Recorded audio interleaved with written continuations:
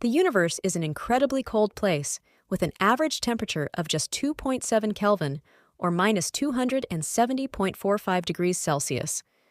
This near absolute zero temperature is a result of the cosmic microwave background radiation, a faint glow left over from the Big Bang nearly 13.8 billion years ago. As the universe expanded, this radiation stretched into microwaves, cooling significantly over time. This frigid environment dominates most of the cosmos, far from the warmth of stars and galaxies. The cosmic microwave background not only reveals the universe's chilling conditions, but also serves as a vital clue to understanding its origins, structure, and vast history.